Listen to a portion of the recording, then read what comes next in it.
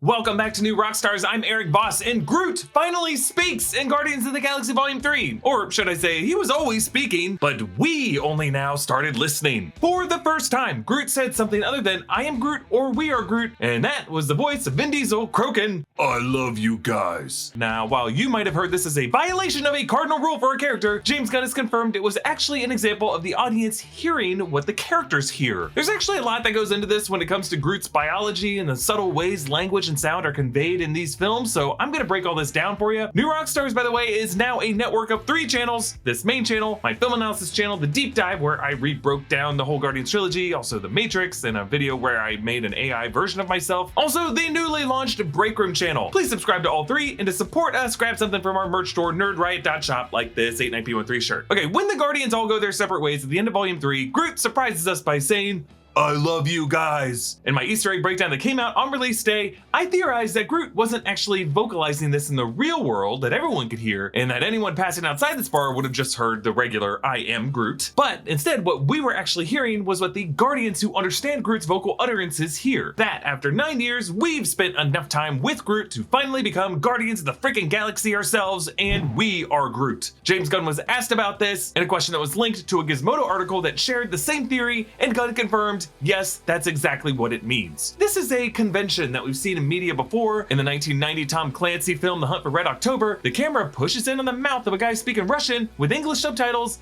and then in the same shot, it just transitions into him speaking English. I on sabralik na mieste, nazywaемое по-еврейски Armageddon. And the 7th angel poured forth his bowl into the air, and a voice cried out from heaven, saying, ABC's Lost had an episode with Saeed in a flashback switching from Arabic to English in the same line so that audiences wouldn't have to read subtitles. And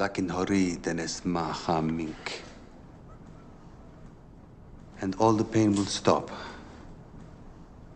Your Shiite friends have already implicated you in the bombing.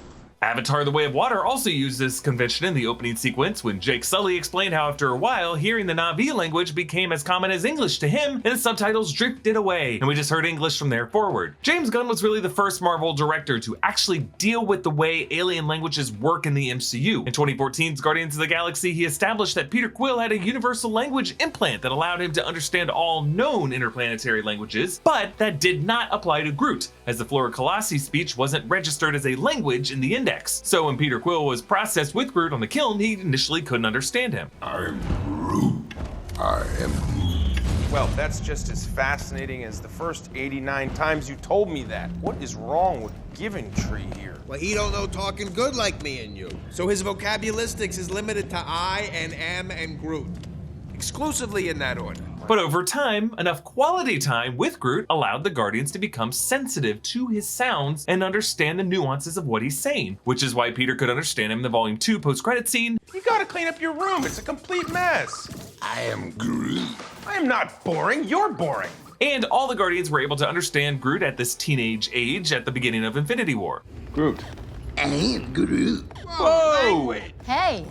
And now in Volume 3, since the Gamora of this film is a Gamora from an alternate timeline with no memories of Groot or the others, she's back to being unable to understand Groot. I am Groot. I know who you are already. That is, until the end of this movie when Gamora looks out over nowhere and Groot comes up behind her to say, I am Groot, and she responds, thanks, just tell him I'm gonna be right. And then she stops and realizes that she can finally understand him. He says, I am Groot again, and she says, yeah, it was good working with you too. So shortly after this, when Groot tells the others, I love you guys, James Gunn cuts to outside the bar looking in at them through the window. It's his way of showing that we only heard it that way seconds earlier because we were just inside of the room with them. Every other time in this movie when we hear Groot speak, it's outdoors or in the company of others with less time spent with Groot, so we only hear I am Groot. In the opening scene on Nowhere where they're walking around eating Orloni, Cosmo is present there, and Cosmo hasn't spent a whole lot of time with Groot. When Groot is in the company of the Ravagers, we only hear I am Groot. A lot of the other times Gamora is there present with him. When they arrive to Counter Earth and meet the Humanimals, it's all I am Groot, and then of course everything on the High Evolutionary ship. Only at the end of the movie when we're in a closed room with just the Guardians Groot has spent the most time with do we hear him the way they do. Hey, kick bad habits to the curb. Let good habits into your life and say hello to fume. Bad habits are bad, good habits are good. So why not just remove the bad from your habit? Fume is an innovative, award-nominated device that does just that. Instead of electronics, fume is completely natural. Instead of vapor, fume uses flavored air. Instead of harmful chemicals, fume uses all natural, delicious flavors. You get it. Instead of bad, fume is good. It's a habit you're free to enjoy and makes replacing your bad habit easy. Fume comes with an adjustable airflow dial and is designed with movable parts and magnets. It's super fidgety, which is perfect for de-stressing and anxiety while breaking your bad habit. Using a fume is like having a breath of fresh minty air coming out of a world-class fidget toy that looks like it came from a schmancy gift shop. Stopping a bad habit is something we've all put off because it's hard, but switching to fume is easy. Over 100,000 people have used fume to successfully break out of bad habits, and now you can too. Head to tryfume.com and use code NEWROCKSTARS to save 10% off when you get the Journey Pack today. That's tryfum.com and use code NEWROCKSTARS to save an additional 10% off your order today. You'll also notice that it's not just an auditory thing. Groot's mouth moves in the shape of the words, I love you guys. So they literally see his mouth form those words. Yes, you could say this is a bit of magical realism, but that is what communication is. It's our brains, including our optic and auditory nerves, processing information from another source and puzzling it together in our minds in a way that makes sense to us. So is the voice we hear coming out of any loved one their own voice, or just how they sound to us inside our own minds? An expression of love is not just an objective noise thrown out into the open air for anyone else to grab. It's an intentional, subjective message meant specifically for another. This communication theme runs throughout the film when you rewatch it closely. Gunn is particular about making all the music of this movie diegetic, coming from an audio source justified in the context of the scene. And Groot's voice is no different. We hear everything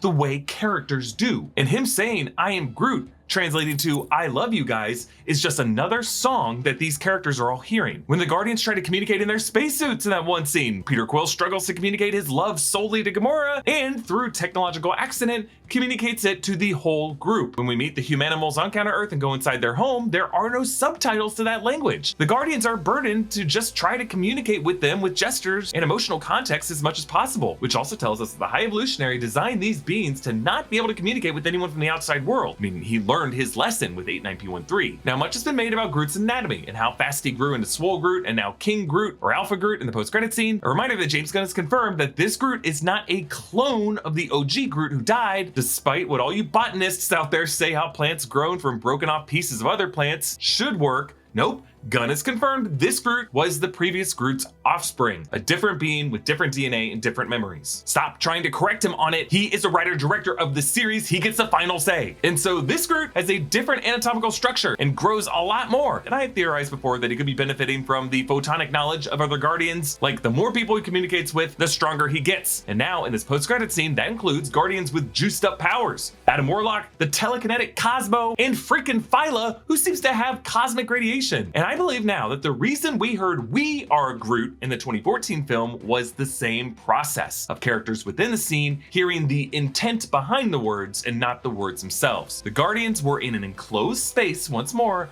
understanding Groot as he communicated something new to them. If anyone outside of that branch cocoon within earshot was eavesdropping, they probably would have just heard a muffled I am Groot. But everyone within that sphere heard Groot's intent, which was We Are Groot. Hey, you can join us for a live show we're doing in Los Angeles on Friday, May 26th. Tickets are in the description. You can follow me on Instagram and Twitter at EA Voss, follow New Rockstars, and subscribe to New Rockstars for more analysis of everything you love. Thanks for watching. Bye.